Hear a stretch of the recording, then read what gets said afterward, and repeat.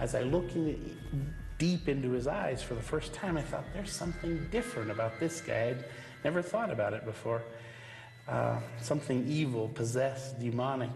At the instant I thought that, I swear to you, I heard something.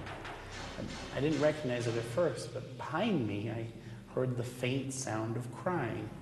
Not just crying, young girls crying. And the sound of the crying was coming from the gas chamber. I was scared to death.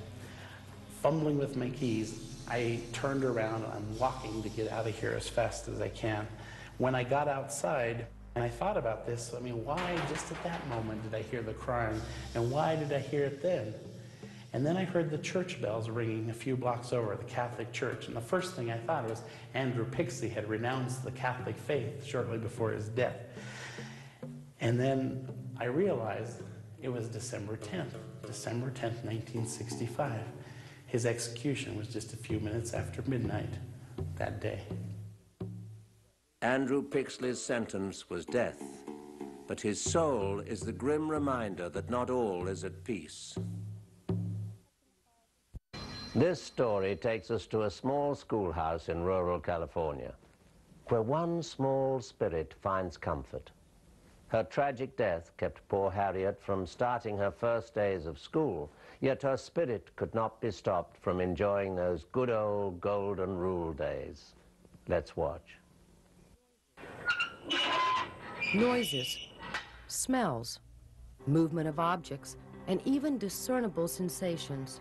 All normal happenings when people are around. But if people aren't around when these things occur, the phrase about things that go bump in the night becomes a haunting reality.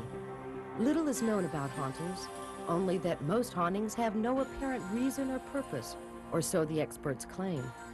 Our story might just prove the contrary. It takes us to a small school in Gorman, California. It's quiet out here now.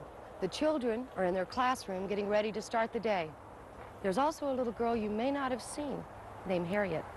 You can't see Harriet because she died over 6 decades ago. But everyone here at Gorman Elementary School believes her spirit lives on. We used to say that she lived up in the heater up in the corner of my classroom, and it would just bang. It was like somebody banging on a metal desk constantly. I was looking for somebody else from here, and these doors, they just swung open by themselves, and there was nobody around here, and there was no wind coming through any of the other windows or doors. Every day there was banging. And I thought, oh, come on, you gotta be kidding. You can't be Harriet. Things like the phones blink, and lights that don't work quite right, or things that you thought you shut off and they're back on again. And there are times when you can hear some music, and nobody seems to be around. A lot of people say that they hear a lot of noise on these stairs when they're in here at night. It's real quiet. If you can notice, the stairs make a lot of noise. I sure do. And you can hear a pitter-pattering of little feet up sometimes. Things kind of echo through the whole school. Even today, when the kids are out on the playground, they say they feel like somebody's out here with them. I don't know, it feels pretty quiet out here to me. Once she was swinging out here in the swings, somebody came out. Somebody was going to get a drink. They came out here, looked, and they saw the swing swinging by itself. There wasn't wind or anything. Harriet is not evil. Harriet is not mischievous either. She doesn't play tricks on people. But if Harriet wants to play a game of cards, she certainly doesn't wait for a formal invitation. Joanne's son, Robbie, called his mother in a frenzy one quiet afternoon when he was playing a game of solitaire. Mommy, Mommy, Mommy, Mommy, the cards are flipping. Robbie, you've lost it. No, Robbie, the cards don't flip. And he goes, Mommy, no, look. And the cards flipped. And Robbie wasn't touching the cards, and I wasn't touching the cards.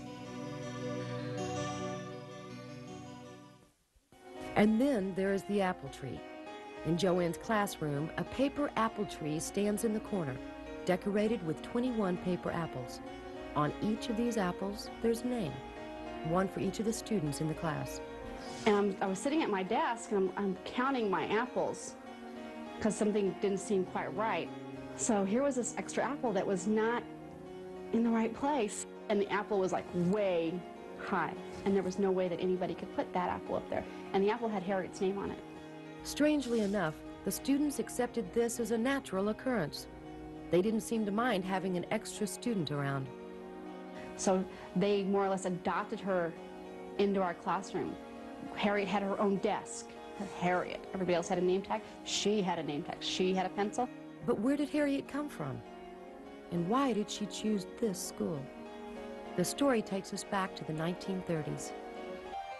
Behind the school and all around here in Gorman are fields, and Harriet's father was a farmer. Harriet would go to the field with her father. Alongside the field was the usual route for the local school bus. The bus with the school children inside fascinated the young Harriet.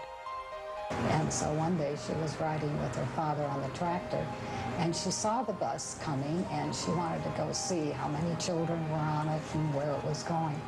So she jumped off the tractor and lost her balance and fell. Harriet's father didn't realize this until it was too late. The tractor killed Harriet instantly. He buried her there, right where she died. And according to the story, then when the school was built, it was built directly over Harriet's grave. The stage area is only one of the many playgrounds Harriet uses at this Gorman school.